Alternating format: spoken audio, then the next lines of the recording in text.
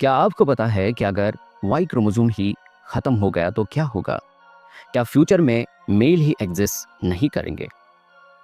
क्या really Y chromosome deteriorate हो रहा है? आज के इस वीडियो में हम इसी इंटरेस्टिंग एंड मोस्ट शॉकिंग बात को एक्सप्लोर करने वाले हैं।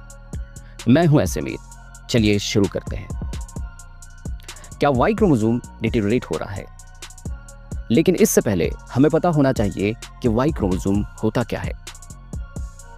हमारी बॉडी के अंदर जो सेल्स होती है, इनके पास जेनेटिक मटेरियल होता है in the form of the chromosomes. हर सेल के अंदर 46 क्रोमोसोम्स होते हैं, यानी 23 पेयर्स। इन 23 पेयर्स में से एक पेयर होता है जिसे हम कहते हैं सेक्स क्रोमोसोम। ये सेक्स क्रोमोसोम्स डिसाइड करते हैं हमारा जेंडर, यानी आप मेल हो या फीमेल हो, ये डिसाइड होता है सेक्स क्रोमोसोम्स से।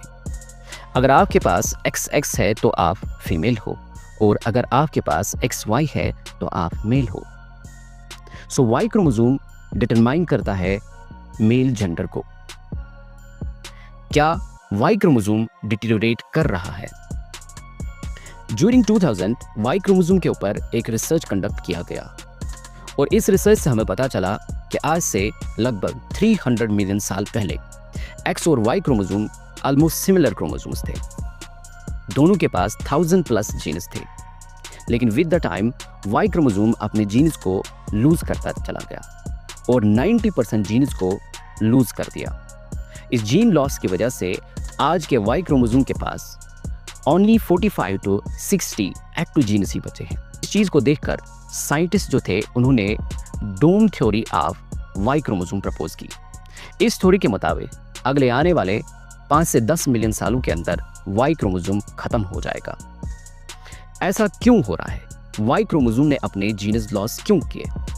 क्योंकि ड्यूरिंग रिप्रोडक्शन जो जीनस होते हैं दे रिकम्बाइन, यानी दो होमोलॉगस क्रोमोसोम्स पे जो सिमिलर जीनस होते हैं वो जीन स्वैप करते हैं और जीन डैमेज को रिपेयर कर लेते हैं। लेकिन वाई क्रोमोसोम रिकम्बाइन नहीं हो पाता, क्योंकि ये एक्स क्रोमोसोम के साथ पेयर हो जाता है। ये एक्स क्रोमोसोम के साथ only at the ends he recombine हो पाता है। इसलिए अगर इसके अंदर जीनस में कोई डैमेज या वेरिएशन आता है तो ये अब उस डैमेज और उस वेरिएशन को ठीक नहीं कर पाता है। So as a result Y chromosome with the time इन जीन्स को लूज करता गया, और इस तरीके से ये थ्योरी एस्टैब्लिश की गई कि आने वाले ज़माने में वाई क्रोमोसोम ही एग्जिस्ट नहीं करेगा। जैसे कि जापान के अंदर कुछ रोडेंट्स के अंदर हो भी चुका है, जिनमें से मोल बोल आते हैं। लेकिन इसके बाद 2 MIT साइंटिस्ट आए, जिनमें doctor Jennifer Hughes and doctor David page. इन्होंने वाई क्रोमोसोम के ऊपर रिसर्च किया इन rhesus मंकी एंड ह्यूमंस, और इस रिसर्च से पता चला कि वाई क्रोमोसोम आज से 25 मिलियन साल पहले ही स्टेबल हो चुका है। हाँ, ये सच है कि वाई क्रोमोसोम ने पिछले 300 सालों से अपने जीन्स लूज किए, लेकिन पिछले 25 सालों से इसमें कोई भी जीन लॉस नहीं हुआ है। यानी आज का वाई क्रोमोसोम एक stable, compact and powerful form में आ चुका है, और इस रिसर्च को पब्लिश किया गया इन नेचर जर्नल 2012 में। अब सवाल उठता है कि वाई क्रोमोसोम अगर जीन डैमेज होता है तो उसे कैसे रिपेयर करता है? वाई क्रोमोसोम ने कई मैकेनिज्म डेवलप किए हैं जिसके ज़रिए से अपने आप को रिपेयर कर सकता है। उसमें से पैलिंड्रोमिक जीन्स होते हैं, पैलिंड्रोमिक जीन सीक्वेंसेस या looping of the Y chromosome. So as a result अगर वाई क्रोमोसोम के जीन्स में कोई डैमेज होता है तो वाई क्रोमोसोम ने ऐसा मैकेनिज्म डेवलप किया है कि ये अपने जीन्स को खुद ही रिपेयर कर सकता है। सो क्या वाई क्रोमोसोम फ्यूचर में एग्जिस्ट नहीं करेगा? तो आंसर इज नो, ऐसी कोई भी बात नहीं है। इस मॉडर्न रिसर्च से हमें यह पता चला है कि वाई क्रोमोसोम इंसान के इवॉल्व होने से पहले ही स्टेबल हो चुका था। हम ह्यूमंस और चिंपैंजीज का जो कॉमन एंसेस्टर था वो आज से 6 से 7 मिलियन साल पहले वजूद में आया, जबकि जीन जो लॉस हो चुका था वाई क्रोमोसोम के अंदर, उसने स्टेबिलिटी 25 मिलियन साल पहले ही हासिल की। और मॉडर्न ह्यूमंस यानी होमो सैपियंस आज से 3 लाख साल पहले वजूद में आए।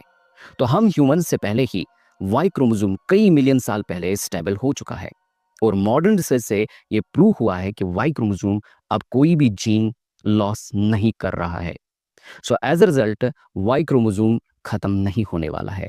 यानी ऐसी थ्योरी जो प्रपोज की जाती थी वो आज के मॉडर्न रिसर्च से नेगेट हो चुकी है और फ्यूचर में वाई क्रोमोजोम एग्जिस्ट करेगा। और इस बात को हमें इस चीज़ से भी समझना है कि साइंस में आज से 20 साल पुरानी जो थ्योरीज होती है वो आज के मॉडर्न रिसर्च से या तो रिजेक्ट हो सकती है या मॉडिफाई हो सकती है। सो एज अ रिजल्ट ऐसी कोई भी बात नहीं कि जिससे हम ये कह सकते हैं कि फ्यूचर में वाई क्रोमोसोम एग्जिस्ट नहीं करेगा।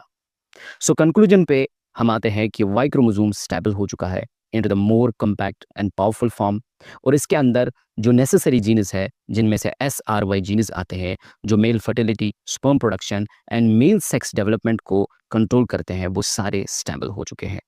सो एज अ रिजल्ट फ्यूचर में वाई क्रोमोसोम खत्म नहीं होने वाला है। अगर आपको हमारा ये वीडियो अच्छा लगा हो तो इसे लाइक करें, शेयर करें और कमेंट्स में ज़रूर लिखें क्या आप ऐसे इन्फॉर्मेटिव वीडियोस और भी चाहते हो। अगर हाँ तो हमें बताएं कि कौन से टॉपिक्स पे आप और वीडियोस चाहते हो। Thank you.